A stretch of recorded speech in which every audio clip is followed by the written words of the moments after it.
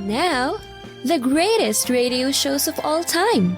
Suspense. The Shadow Node. Washington calling David Harding, counter-spy. Classic radio theater. The Great-Gildersleeve. Fibber McGee and Molly. Dragnet. Gunsmoke. The Lone Ranger. Now, step back into a time machine with your host, Wyatt Cox. Good evening, friends of the inner sanctum. Harold Peary, the Great-Gildersleeve, going back, what is it, how many years? 76 years, October 23rd, 1946. Gildy needs a raise. Thank you for tuning in.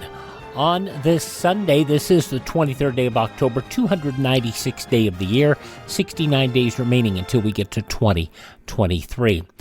Union forces under General Samuel R. Curtis defeated Confederate troops led by General Sterling Price at Westport near Kansas City in 1864. 25,000 to 33,000 women marched up Fifth Avenue on this date in 1915 in New York City, demanding the right to vote. 1929, after a steady decline in stock market prices since a peak in September, the New York Stock Exchange began to show signs of panic. The first transcontinental air service on this date in 1929 from New York City to Los Angeles. It was on this date in 1946. The UN General Assembly convened in New York for the first time at an auditorium in Flushing Meadow. Screen Actors Guild President Ronald Reagan testified on this date in 1947 before Congress there was not significant communist influence in Hollywood. I do not believe that the communist has ever at any time been able to use the motion picture screen as a sounding board for his philosophy or ideology. I think that will continue as long as the people in Hollywood continue the way they are, which is alert, conscious of this, and fighting. I also would like to say that my pride in the motion picture industry is based on the fact that I will match the record of our industry and its contribution to the social welfare against that of any industry in the United States. The future president went on to say, closing his testimony, I abhor their philosophy, but I detest more than that their tactics, which are those of the fifth column and are dishonest. But at the same time, I never as a citizen want to see our country become urged by either fear or resentment of this group that we ever compromise with any of our democratic principles through that fear or resentment. I still think that democracy can do it. President Nixon agreed on this date in 1973 to turn over subpoenaed audio tapes of his Oval Office conversations about the Watergate scandal. A 19-ton Mercedes truck plowed into the headquarters of the U.S. 8th Marine Regiment 1st Battalion in Beirut on this date in 1983 and exploded. 241 U.S., 58 French peacekeepers, 6 civilians, and the 2 suicide attackers were killed. There are no words to properly express our outrage, and I think the outrage of all Americans, at the despicable act, following as it does on the one perpetrated several months ago in the spring that took the lives of scores of people at our embassy in that same city, in Beirut.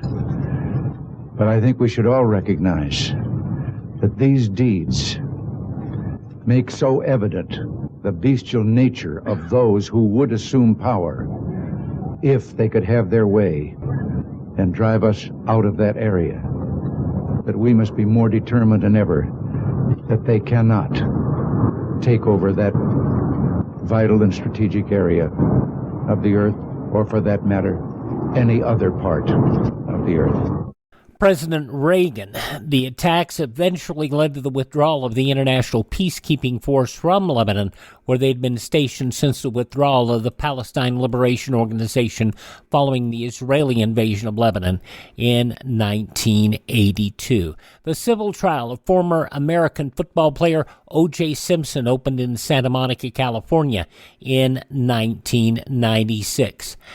Apple's Mac OS 9 released on this date in 1991, the first iPod in 2001. A powerful earthquake and its aftershocks hit Niga Prefecture, northern Japan in 2004, killing 35 people, injuring 2,200, leaving 85,000 homeless or evacuated. Passing away on this date in history, Al Jolson. Swanee, how I love you, my dear old Swanee.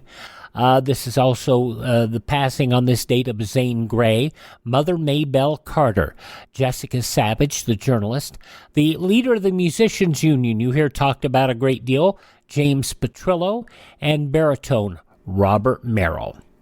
This is the birth date of Johnny Carson. Anyway, he's talking about the Iron Triangle. Did you hear that? He was talking about the deficit, and the president says the deficit wasn't his fault.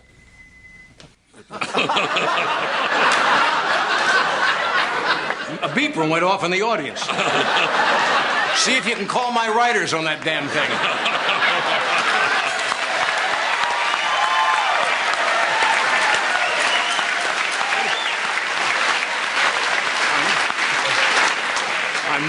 You know you're not doing well when a guy calls for the paramedics during the monologue.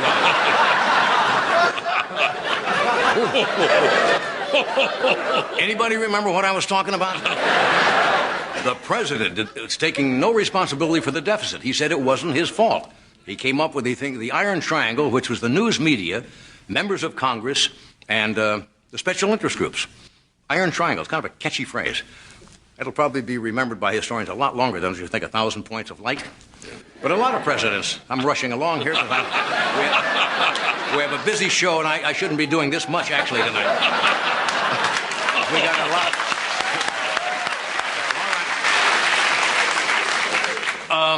Outgoing presidents, for example,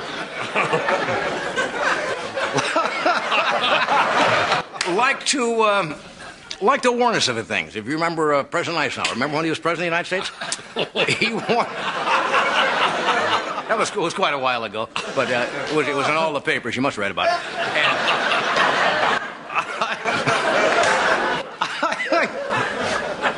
And Eisenhower warned us of the. What the hell did he warn?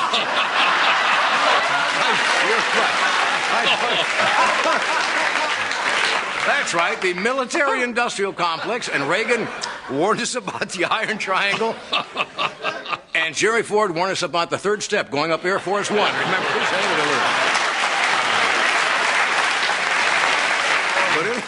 Some days the Carson monologues just didn't start out well, but he always made the most of them.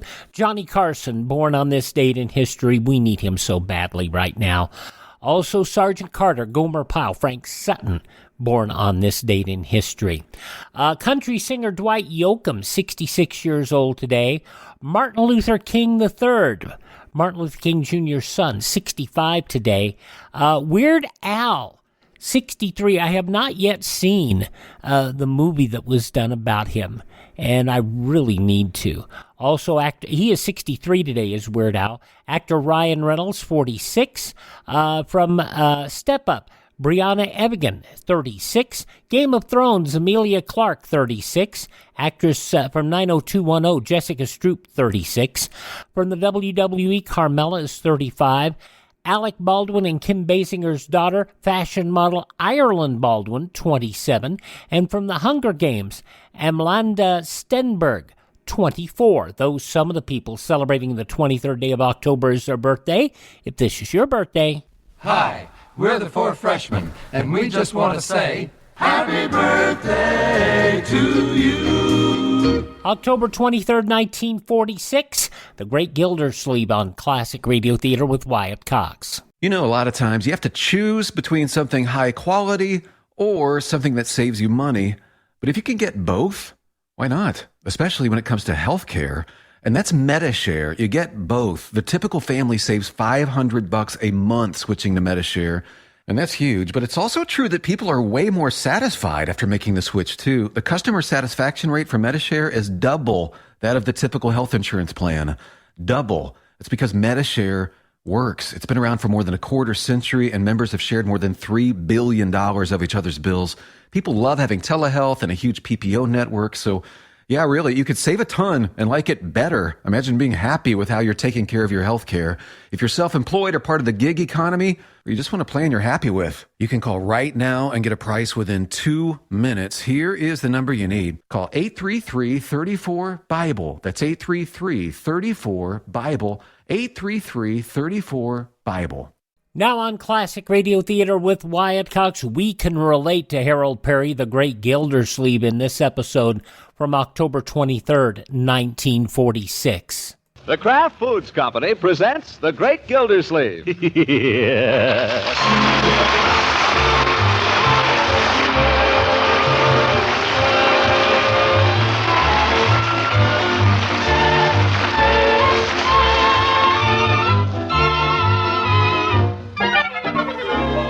It's The Great Gildersleeve, starring Harold Peary, brought to you by the Kraft Foods Company, makers of Parquet margarine and a complete line of famous quality food products.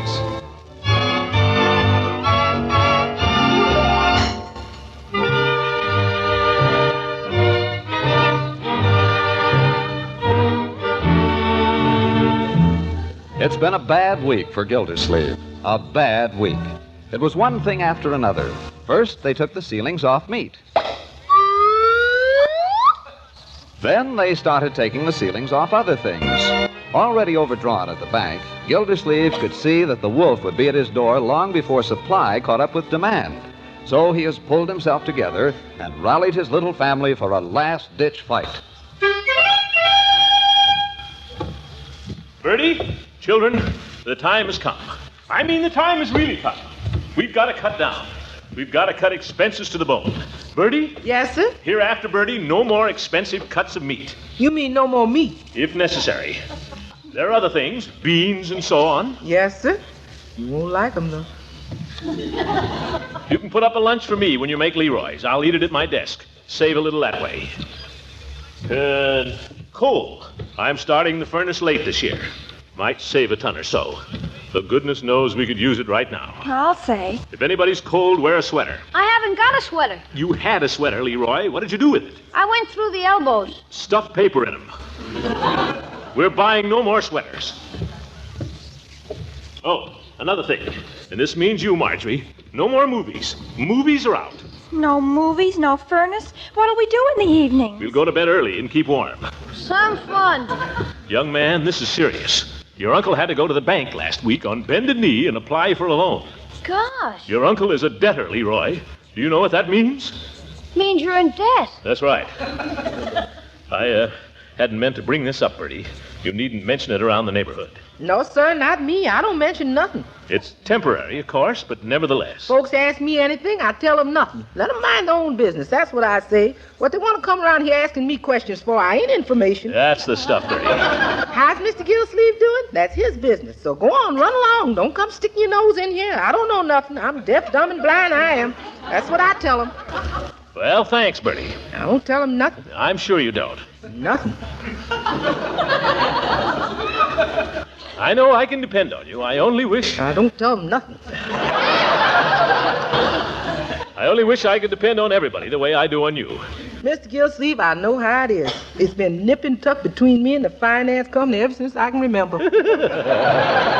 I tell you what I'll do. I'll say you ain't home if you say I ain't home. Well, it's not quite as bad with me as all that, Bertie. Just a small sum to tide me over. I got a little overdrawn there somehow. But these are strenuous times. We've all got to pull in our horns. Unky, I'm sorry I said anything about the movies. I'll gladly give them up. Me too. They don't mean anything to me, really. Well, I'm sorry to have to ask it of you children, but... Oh, it's nothing. Forget it. Well, thanks. After all, I've given up a few things too, you know. I know you have. Haven't had a cigar now in a week. And it's driving me crazy.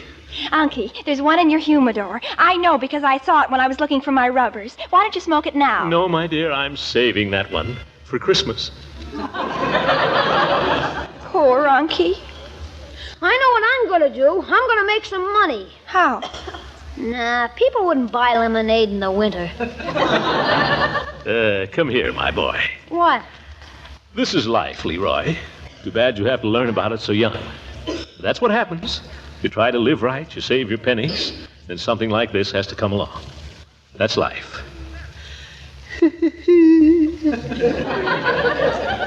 Well, I guess there's nothing to do but batten down the hatches and sit tight here till this thing blows over.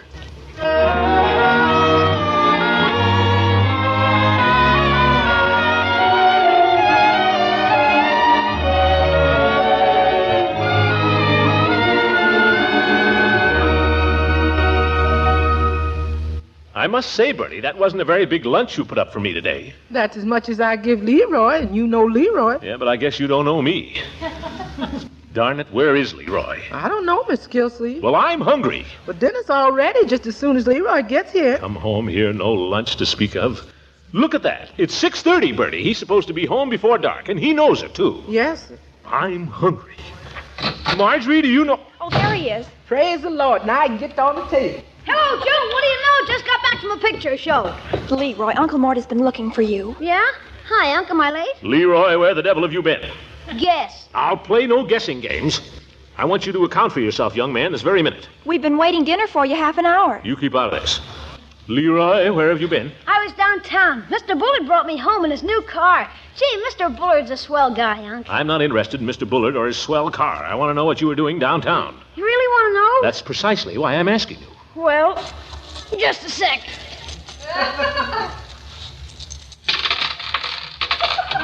There, 45 cents. How did you get that? Selling papers. Selling papers? On the corner of State and Main. I'm sorry I was late, Unc, but I had 5 left and I couldn't sell them. And then Mr. Bullard came along and I sold him the whole 5. Gee, he's a swell guy. He drove me home, too.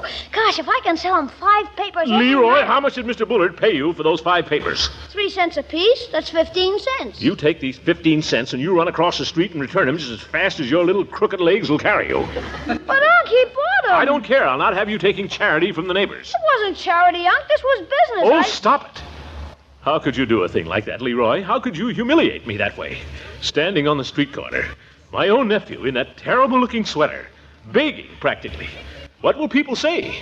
What will they think? Gosh, I'm sorry, Unc. How does that look for me? Answer me that. Well, I didn't think. You never think. Leroy, come back here. That's the last time I ever tried to be a help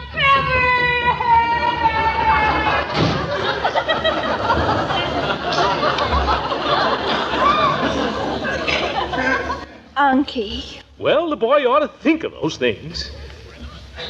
You don't have to look at me like that. All right, I'll apologize.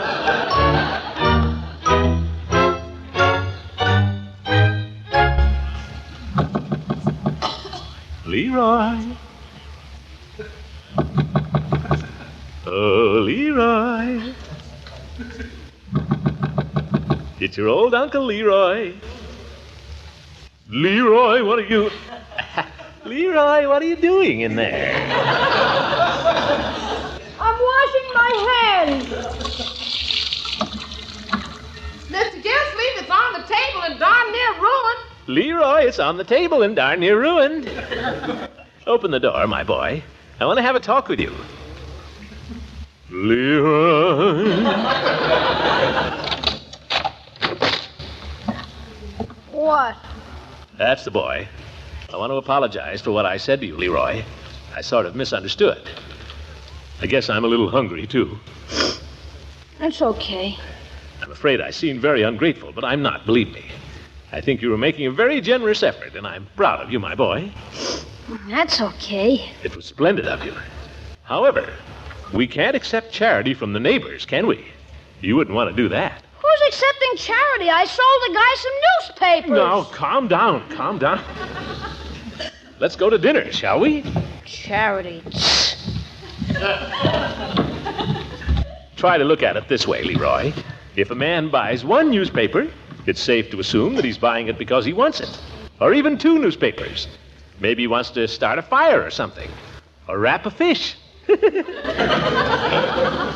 But 5 newspapers, Leroy, that's charity. It isn't either charity. It's salesmanship.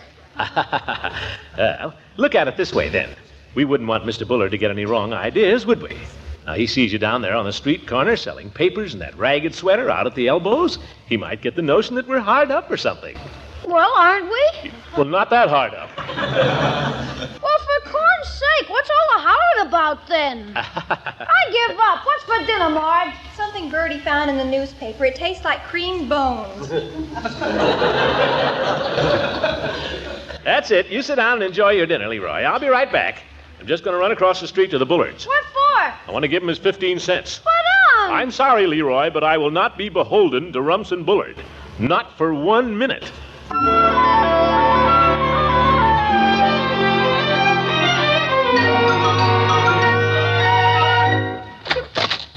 Good evening. Oh, hello, Craig. Is your father in? Where's Leroy? Leroy? Well, he's at home having his supper. I want Leroy to come over. Well, he can't right now, Craig. He's having his supper. Why can't he come over? I just told you he's having his supper. Tell your father I'm here, Craig. I'd like a word with him, if I may. Craig, tell your father I'm here. What do you want? I'll take that up with your father, if you don't mind. Is it about money? Well, as a matter of fact, it is. How did you guess? He told Mother you'd probably be coming around. Listen, I want to speak to your father, Craig. You run and tell him I'm here. Father isn't home. I know perfectly well he's home. Leroy came home with him. Now, you go get him. He isn't home. He told you to say that, didn't he? He's avoiding me. Will you tell him... Who's it, Craig? Who's at the door? Not home, eh? It's your neighbor, Gildersleeve, Mr. Bullard. I'd like a word with you if you're not too busy. Oh, hello, Gildersleeve. Your boy, Craig, here, just told me you weren't at home. Why, Craig, you knew I was at home. How could you say such a thing? You told me to. Wednesday, October 23rd, 1946, The Great Gildersleeve. The news from 76 years ago today, when Classic Radio Theater with Wyatt Cox continues.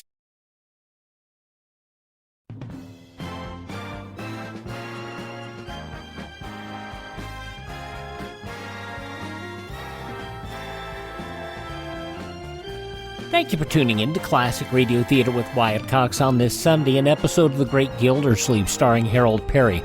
From Wednesday, October 23rd, 1946, in the newspapers of that Wednesday 76 years ago, these were some of the headlines.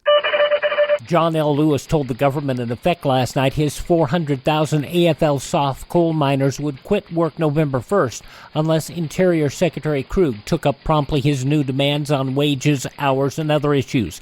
Lewis's notice highlights labor developments, including a break in the stalemate barring settlement of the nationwide shipping strike and the possibility of government intervention in the far-flung strike of Trans World Airlines pilots. The government questioned the legality of Lewis's efforts to reopen the contract it signed after seizing the mines last May, and the United Mine Workers chief replied with an ultimatum that the present agreement will be void unless negotiations are started by November 1st. President Truman will open the historic second session of the United Nations General Assembly at Flushing Meadows today with a 25-minute speech which was described in Washington today as one of the most important he's made. The president will speak shortly after 4 p.m. on the site of the 1939-40 World's Fair before a colorful congregation of diplomats from 51 nations representing more than 1 billion of the Earth's peoples. The transfer to Russia of German technicians denounced last night as a violation of the rights of human beings by the Social Democratic Party. It urged workers to demonstrate and appeal to the Allied world. 5 white men accused of manslaughter in the flogging death of a Negro tenant farmer in Lexington, Mississippi, freed yesterday, 2 by direct verdicts, and three of them found innocent by a Holmes County Circuit Court jury. The men had been charged with whipping Leon McCatty, 35, so badly over the alleged theft of a saddle that he died. They admitted whipping him, but not enough to cause death.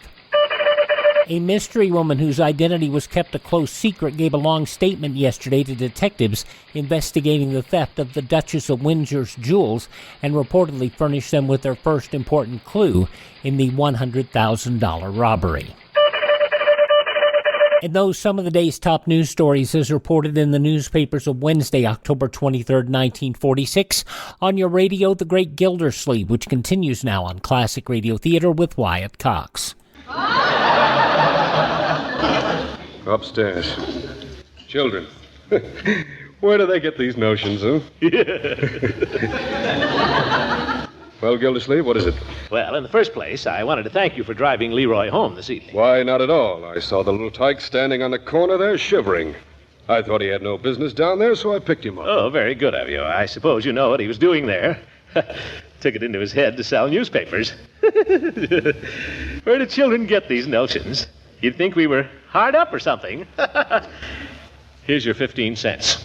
Well, what for? The papers Leroy sold you. You shouldn't have done it. Nonsense. I was glad to help him out. No, take it. No, I couldn't. No, I insist. Please, 15 cents. It's nothing. It's nothing to me either. Here. Really? I don't see why you make such a fuss about it.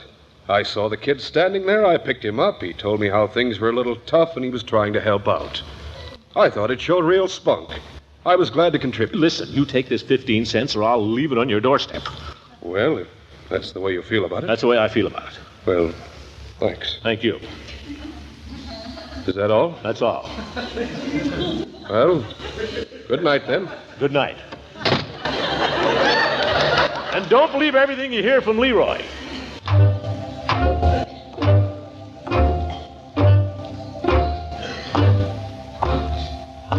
Confound it. The way he acts, you'd think I'd gone over there to make a touch.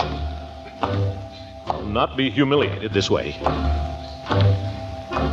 Gotta have more money, that's all. Gotta have more money. Money.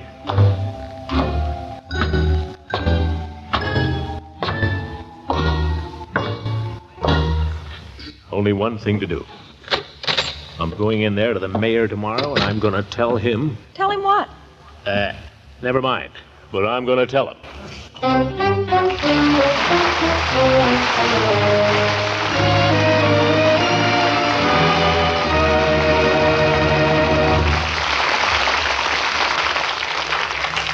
And we'll find out what he's going to tell him in just a minute. And the conclusion of The Great Gildersleeve, October 23rd, 1946, when the Sunday Classic Radio Theater with Wyatt Cox continues after these messages.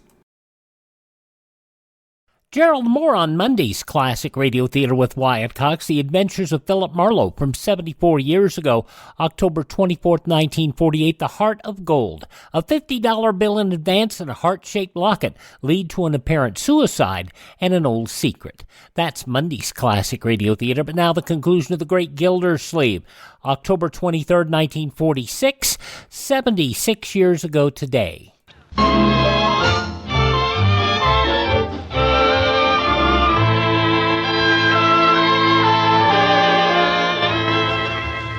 Well, let's get back to the great Gildersleeve, who has spent a restless night in imaginary struggle with the mayor.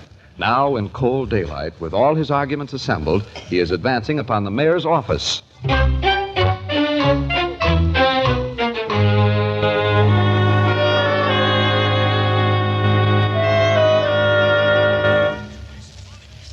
Hi, Judge. Hi, Gildy. You know where I'm going? No, where? I'm going in there to the mayor and tell him I want more money. All right, go ahead and tell him. Well, I will. Do you think I'll get it? You might. And on the other hand, you might not. How can you refuse? Where can you get a man to run the water department on the salary I'm getting? I wouldn't advise you to bring that up. Is that so? How many water commissioners do you know around here? All right. You're the indispensable man. Yes, I am. And I'm going to tell him. Go ahead and tell him. What if he says no? That's up to you. You present your arguments, he considers them in the light of the city's budget. He presents his point of view, you consider it. You present further arguments, then he presents his further arguments. Oh, you make me sick. Arguments, further arguments. I'm not going to argue with the mayor. I'm going to tell him. All right, go ahead and tell him. All right, I will.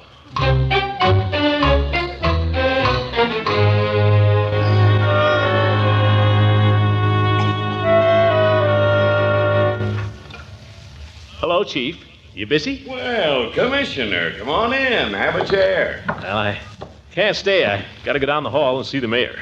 Oh, excuse me. Police department gate's talking. Cat on the roof? Fire department takes care of that lady. No, not at all. That ought to break up that pinochle game at the firehouse. Well, Commissioner, you going down to see the mayor, you say? Yes. Did he send for you? Send for me? No, he didn't send for me. I asked him if I could see him. Oh. Why? Should he send for me? No reason. I just thought he might have sent for you, that's all. Kind of nippy out today, ain't it? Yeah, nippy. Say, Chief, I'm going up there and tell the mayor I've got to have an increase in my salary. You are? Well, what do you know? I'm just going to tell him, that's all. Don't you think that's the only way? Well, it's one way. It's a good way if you like that way. Sure. What I was thinking, Chief, I was thinking maybe I'd have a better chance if I could get a little support from you. You know, we department heads have got to stick together. Haven't we, Chief? Well... Especially a couple of jolly boys. After all, you could use a little raise yourself. Well, sure, only... Come on, let's go up to the mayor's office together. The two of us will scare him to death. How about it? You go ahead. I wish you luck.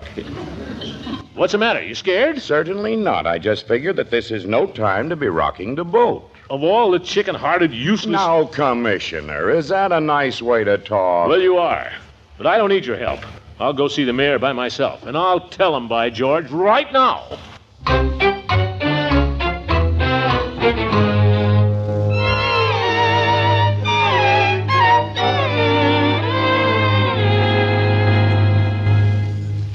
I'm telling you, Peavy, a man can stand just so much. That's right. There comes a time in a man's life when he's either a man or a mouse. And when that time comes, he's got to face it. Has to face what, Mr. Gildersleeve? Has to make a decision, that's what. Well, I've made it. What did you decide? What do you think? I'm no mouse, Peavy, I'll tell you that. Yes, sir, the die is cast. Or it soon will be. Give me another Coke. Oh, Mr. Gildersleeve, are you sure you're sure? Don't worry, I can handle it. Give me another Coke. All right, you're the customer, and if you want it... I want it. Yes, sir. You can't push me around. Here you are, Mr. Gildersleeve, but take it a little easy. Why don't you take off your overcoat? I can't stay, Peavy. Gotta get going. No, sir, they can't push me around. Who's that? Nobody. Nobody can push me around, Peavy. Want to know what I'm going to do, Peavy? What? I'm going to tell him. That's good. You want to know what I'm going to tell him? What? I'm going to tell him plenty. That's good.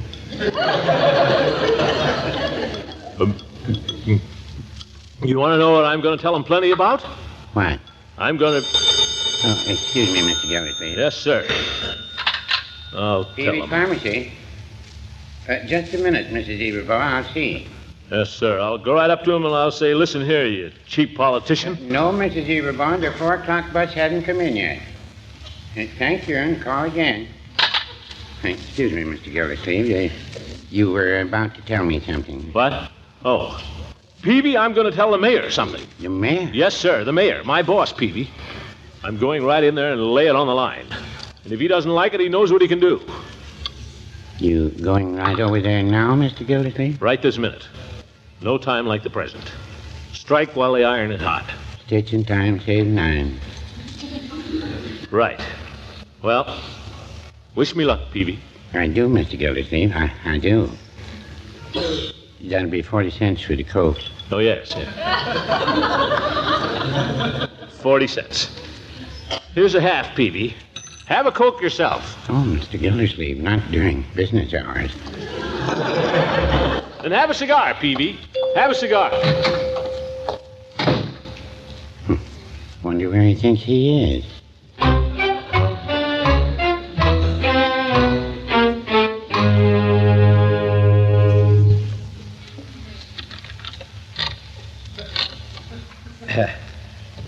Nobody here. Must be in his private office. Maybe you don't want to be disturbed.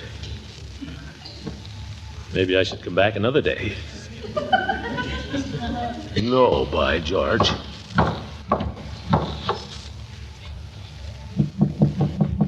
Who's that? It's me, Gildersleeve. Oh. Well, come in. Sorry to disturb you, Your Honor. That's all right. I was just dictating to Miss Bindwall here. Oh, yes.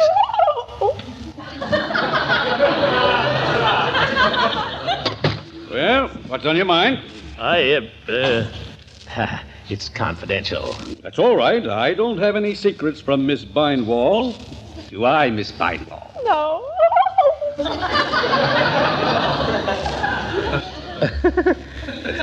Well, this is financial. No, well, that's different. Why don't you go and transcribe these letters while I talk to Mr. Gildersleeve, and then we can resume. Yes, sir.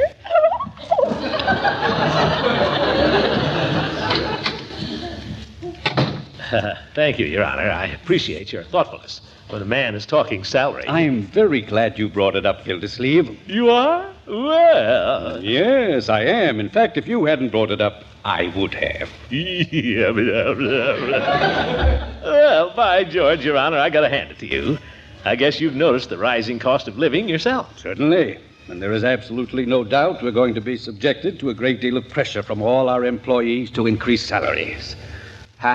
Everybody will want a raise. Now, take Miss Bindwall there. She's been with me 6 years. Certainly deserves more money than she's getting. Very loyal. Oh, I can see that. Just the same, I can't give her any more money. And you've got to take the same attitude with your people over in the water department. But the cost of living... They'll just have to pull in their belts, that's all. But, Your Honor... Yes, sir, that's the way it's got to be, all up and down the line. And I'm expecting all my department heads to cooperate, 100%. Hold the employees in line. That's the ticket. And if I have any trouble, well, the council has suggested more than once that we might arrange a merger of several departments. Merger? Eliminate a couple of commissioners. I'm thinking that over. Well, I surely hope that won't be necessary, Your Honor. I hope not. Well? Oh, before you go. Oh, yes, I was just going. Before you go. Oh. I don't know whether I've told you. I have a pet charity. You have? It's called Homes for Horses. I suppose you're fond of horses. Horses? Love them. My favorite animal. Well, you'll be interested in the work of our society. We take old horses who've devoted their lives to serving the community, milk horses, truck horses, all kinds of horses, and we put them in a nice pasture where they can spend their declining years. Very touching. You've got a big heart, Your Honor. I can't help it. Anyhow, we're having a big drive to raise funds for HFH. HF? Homes for Horses, I just told you. Oh. We need funds. And I'm expecting all my department heads to make a substantial contribution.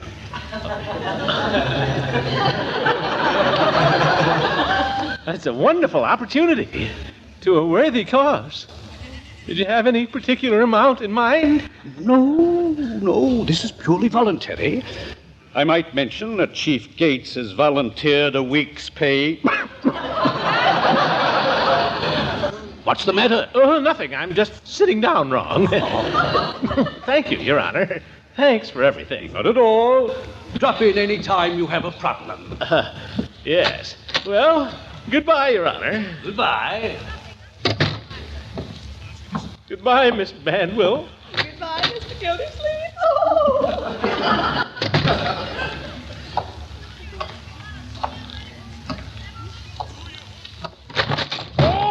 Look out where you're... Oh, no, it's you, Judge.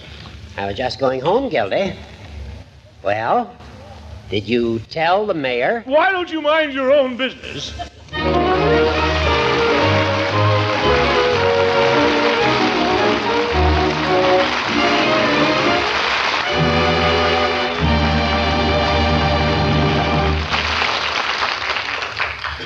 Homes for horses. A week's pay for a horse. It's blackmail, that's what it is. Well, am I going to do it? Am I a man or a mouse? Mouse, I guess.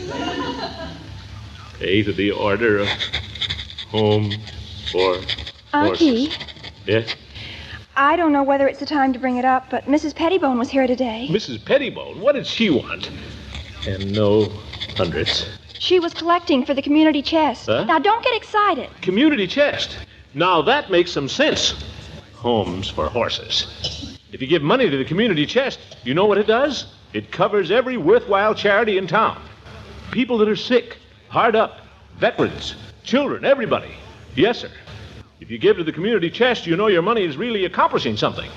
And goodness knows I'm in no position to throw it around. Yes, by George.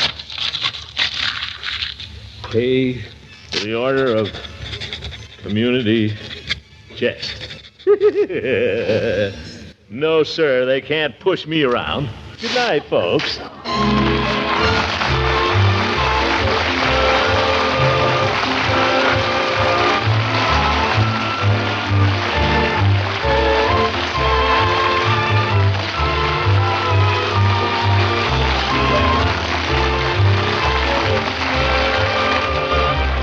The Great Gildersleeve is played by Harold Peary. It is written by John Wheaton and Sam Moore. The music is by Jack Meakin. Included in the cast are Walter Tetley as Leroy, Louise Erickson as Marjorie, and Lillian Randolph as Bertie. Judge Hooker is Earl Ross, and Dick LeGrand plays Mr. Peavy. This is John Lang saying goodnight for the Kraft Foods Company and inviting you to listen in again next Wednesday for the further adventures of the Great Gildersleeve. You gotta love that finish. 76 years ago, October 23rd, 1946, The Great Gildersleeve here on Classic Radio Theater with Wyatt Cox. Thank you for making us a part of your day. Please thank this station, support their advertisers. And please visit my webpage, classicradio.stream. Stream our shows on demand, learn about classic radio collecting, find our social media links, find the list of places you can download our podcasts from. You can also learn about building a classic radio collection of your own, and you can buy me a copy if that's your druthers. Classicradio.stream. That's classicradio.stream. Have yourself a great day, won't you please? And please tell every single one of your friends the great radio shows are here at this spot on the dial. Classic Radio Theater with Wyatt Cox on your favorite radio station.